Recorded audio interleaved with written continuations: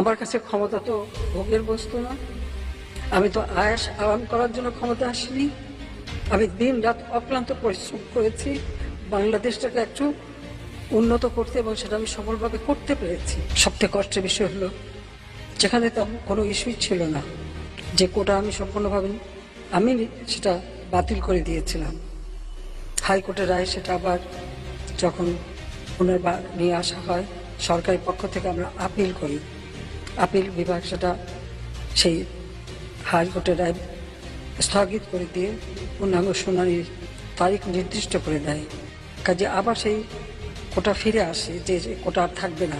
দুঃখের বিষয়, সেই সময় আন্দোলন করতে যেখানে আন্দোলন প্রতিটি দাবি কিন্তু মেনে নেওয়া হয়েছিল, মূল দাবি কোটা সংস্কার, আবার উচ্চ আদালত অ্যাপিলেট ডিভিশন থেকে সেটা রায়ও দিয়ে দেওয়া হয়।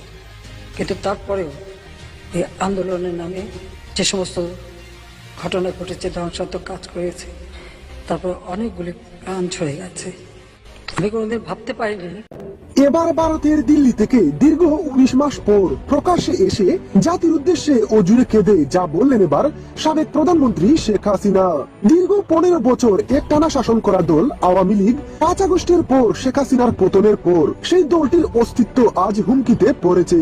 এবার দিল্লি থেকে দীর্ঘ 19 মাস পর প্রকাশ্যে এসে জাতির উদ্দেশ্যে যা বললেন সাবেক প্রধানমন্ত্রী শেখ হাসিনা।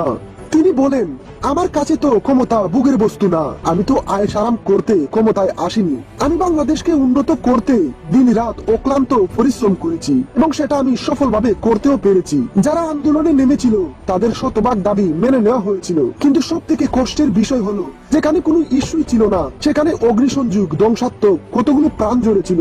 আমি কখনো ভাবতেই পারি নাই এ সময় এমন ঘটনা ঘটবে, কতগুলো তাজা প্রাণ ঝরে যাবে।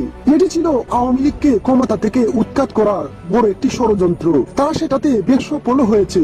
আজ যারা আমাকে সংসদে দাঁড়িয়ে তাদের একজন হয়ে আমাকে ফ্যাসিস্ট বলছে, সঠিক সময় আসলে তাদের চরিত্র সাধারণ মানুষ দেখতে পাবে, সেটা বেশি দূরে নয়।